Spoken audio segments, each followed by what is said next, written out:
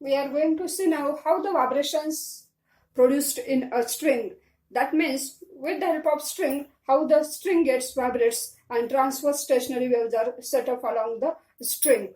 Here, if we consider a string, suppose this is the string. This string having length L, and this string is fixed between the two rigid support, or it is stretched between the two rigid supports. The length of mass per unit length of the string is, suppose you can say m, and T with the tension applied to the string. Here, if it is made to vibrate, the string is made to vibrate if we pluck it, or if a vibrating tuning fork is held near this string, then the string gets vibrate. When the wave reaches at this fixed end, then at this end it get reflected back, and the transverse stationary waves are set up here. And that is here, as they start from this, they reflect at this end. Because there, after reflection, there is a phase change of pi radians will take place, and because of the superposition of incident and reflected wave, the stationary waves, the transverse stationary waves are set up along the length of the string. Here, as we have seen that this string is stretched between the two fixed rigid supports. The string vibrates in different modes. These are the different modes of vibrations of the string. In figure, suppose this is A, B and C. These are the different modes of vibrations of string. Now, with the help of diagram, you have to write this question. Therefore, while drawing the diagram, it should be noted that this length should be same. That means you have to draw the diagram like this. These are the different modes of vibrations of the string. In the first mode of vibration, you see here the string is vibrate in such a way that the nodes are formed at its fixed end and antinode is formed at the center. Here you can say that if L with the length of the string, lambda with the wavelength, here you can say that the length of this loop, and that will be equal to lambda by 2, because you know that distance between two successive nodes is equal to lambda by 2. And therefore here, if we can write here length of, if lambda be the wavelength and L be the length of string, then length of loop, you can write length of loop. This is one loop is formed, and that will be equal to L, and is equal to lambda by 2. Length of loop L is equal to lambda by 2. That means lambda is equal to 2L. This is the wavelength in first mode. We have to see here in first diagram. Here lambda is equal to 2L.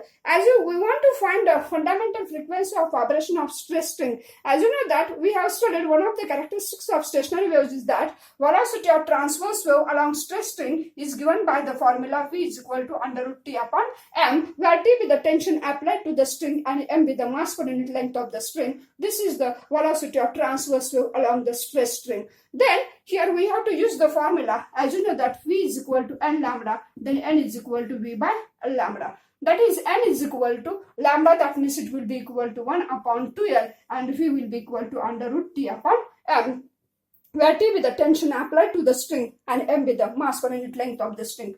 This is the lowest frequency with which the string can vibrate, or it is also called as the fundamental frequency of vibration of a stress string. You can call it as, that is N is equal to 1 upon 2L, or it is also called as the frequency of first harmonic. This is called as the frequency of first harmonic. Here you have to remember that this formula is very important. You see again here, this is the formula for fundamental frequency of stress string. Here, as we have seen that if the string is stretched between this fixed rigid support, at this fixed end it gets reflected back because of superposition of incident and reflected wave, the stationary wave is set off. If L be the length of this stress string, and here T be the tension applied to the string, small m be the mass per unit length of the string, or it is also called as linear density. The string vibrates in different modes. These different modes of vibrations of string are shown in the figure. So here, in first diagram, you can see that here, node is formed at this fixed end and antinode is formed at the center here. The length of loop, you can call length of loop L is equal to 1 loop is formed here. Therefore, length of loop L is equal to lambda by 2, where lambda be the wavelength in this case, and that will be equal to 2L. As we know that V is equal to N lambda, we want to find the frequency, therefore N is equal to V upon lambda. In case of transverse wave, velocity of stress string is given by the formula V is equal to under root T upon M. here. And if we substitute this, then you get n is equal to 1 upon 2l under root t upon m. This is the lowest frequency with which the string can vibrate, or it is also called the fundamental frequency of vibration of stress string, and it is given by the formula n is equal to 1 upon 2l under root t upon m. It is also called as the frequency of first harmonic. Here, this is the first case. Now, the string vibrates if it is plucked at the midway between this rigid support. Then the two loops are formed. Here, if you can say, it will be equal to L be the length of loop and lambda 1 be the wavelength in this case. Lambda 1 be the wavelength. Then here, the string vibrates in such a way that the two loops are formed. Here also node is formed at its fixed end. Here is also node is formed, antinode is formed at the center here.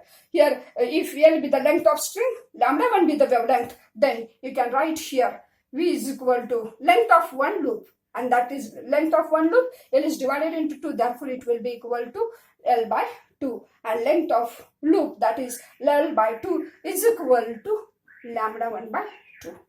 That is your distance between two successive nodes is equal to lambda by 2. And length of one loop, that means it will be equal to L by 2. L by 2 is equal to lambda 1 by 2. That means L is equal to lambda 1. Then here, in this case also, we want to find out the frequency. That is N1 is equal to, you can say N1 is equal to V upon lambda 1. And that is N1 is equal to, V will be equal to 1 upon lambda 1. That means it will be equal to 1 upon L under root T upon M.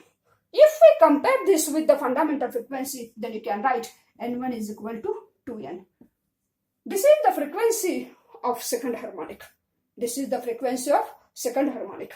See again here, if the string is made to vibrate or it is plucked at a point midway between the two bridges, or midway between these two fixed ends, then the string vibrates in such a way that the two loops are formed here in the shown in diagram here in this. Then if L be the length and lambda 1 be the wavelength in this case, then length of loop will be equal to one loop. Therefore, it will be equal to L by 2 is equal to lambda 1 by 2. And therefore, L is equal to lambda 1. We want to find out the frequency. Therefore, frequency N1 is equal to V upon lambda 1. That means N1 is equal to 1 upon L under root T upon M. That means N1 is equal to 2N. This is the frequency of second harmonic. Now, the string is made to vibrate, which is shown in the third diagram here. The string is made to vibrate in such a way that three loops are formed. Here also, this is the length of loop. And here lambda 2 be the wavelength in this case. Here, the string is made to vibrate in such a way that the through loops are formed here. Then, as you can write, length of loop, one loop, that means it will be equal to L by 3. And that will be equal to 3 lambda 2 by 2. That is 3 lambda 2. And that will be equal to L by 3. You can write it will be equal to L by 3 is equal to 3 lambda by 2. Then here, lambda 2 is equal to lambda by 2, that is equal to L by 3. Here, you can write here, that will be equal to, if we want to find length of one loop, then it will be equal to, L by 3 is equal to one loop, that means it will be equal to lambda by 2. Length L by 3 is equal to lambda 2 by 2, that means lambda 2 is equal to 2L by 3. This is the wavelength in this case. Lambda 2 is equal to 2L by 3. Then you can write N3 be the frequency in this case. Then you can write N is equal to V and lambda. V is equal to N lambda. Therefore, N is equal to V by lambda. That means it will be equal to N2. And that means you can write it will be equal to 3V upon 2L. That means it will be equal to 3 upon V. That means T upon M. Therefore, it will be equal to N2 is equal to 3V upon, that means 3 upon 2N under root T upon M. This you can write it as N2 is equal to 3N. N2 is equal to 3N. Here, the string vibrates in such a way that three loops are formed. Therefore, length of one loop, that means you can write it will be equal to length of one loop, lambda to be the wavelength in this case. Then you can write L by 3. Three loops are formed. Therefore, L by 3 is equal to lambda 2 by 2 because lambda 2 be the corresponding wavelength. And therefore, lambda 2 is equal to 2L by 3. Here, in order to find out the velocity, then you can write it will be equal to V N2 lambda 2. Therefore, N2 is equal to V by lambda 2. And you know that N2 is equal to V, lambda 2 will be equal to, that means 3 upon 2L under root T upon M. That is, if we compare this with fundamental frequency, then N2 is equal to 3N. In this way, the string vibrates in such a way that N3 is equal to 4N, N4 is equal to 5UN, N5 is equal to 6N, dot, dot, dot, etc. That means the string vibrates with all the frequencies. That is, the string vibrates with frequencies N, 2N, 3N, 4N, dot, dot, etc. That means here, in case of vibrations of stress string, it consists of fundamental frequency together with all integral multiples. That means the frequencies present in this case are N, 2N, 3N, 4N, dot, dot, etc. This is the frequency of first harmonic, this is the frequency of second harmonic, this is the frequency of third harmonic, this is the frequency of fourth harmonic. But in this case here, this is the frequency of first overtone. This is the frequency of first overtone. This is the frequency of second overtone. This is the frequency of third overtone. That means second harmonic is the frequency of first overtone, third harmonic is the frequency of second overtone, fourth harmonic is the frequency of third overtone. In this way, the frequencies present in this case are N, 2N, 3N, dot, dot, etc. In this way, we have seen how the string vibrates with different modes. And on the basis of these vibrations of string, we are going to see now the different laws of vibrating string. As we have seen that the fundamental frequency of vibration of stress string is given by the formula N is equal to 1 upon 2L under root T upon M. On the basis of this, we are going to see now the laws of vibrating string. Out of that, here, laws of vibrating string. As here, we have seen this is the frequency, fundamental frequency of vibration of stress string 1 upon 2L under root T upon M. On the basis of this formula, we have to see the three laws of vibrating string. Out of that, the first law is called as law of length. Law of length. This first law is the law of length. What is this law? This is here the word length indicates the fundamental frequency of vibration of, now what is the relationship between N and L here? L with the vibrating length, that is N is inversely proportional to L by keeping T and M are constant. That is, fundamental frequency of vibration of stress string is inversely proportional to its vibrating length by keeping tension and mass per unit length are constant. This is the first law of vibrating string, that is called as law of length. That means you can say that this is NL is equal to constant by keeping tension and mass per unit length are constant. This law we have to verify in the laboratory while doing the sonometer experiment here. This is the first law. N is inversely proportional to L. That is, the frequency is inversely proportional to vibrating length by keeping tension and mass per unit length are constant. That is, NL is equal to constant at constant temperature, constant tension and mass per unit length. This is the first law of vibrating length. The second law of vibrating length, that is called as law of tension. Remember this formula, 1 upon 2L under T upon M. Now, what is the relationship between N and T?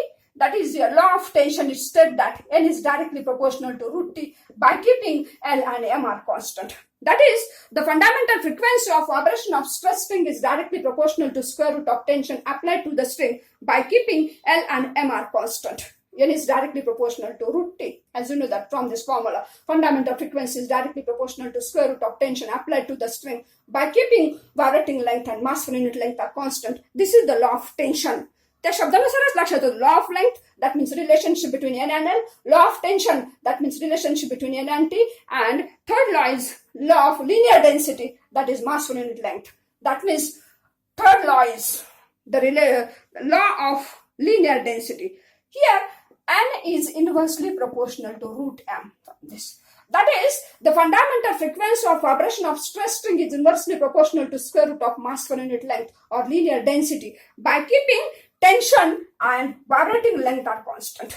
By keeping tension and vibrating length are constant. This is the third law, that is called as law of linear density. See here, fundamental frequency of vibration of stress string is inversely proportional to square root of mass per unit length of the string by keeping tension and vibrating length are constant. This is the third law of vibrating string, that is called as law of linear density.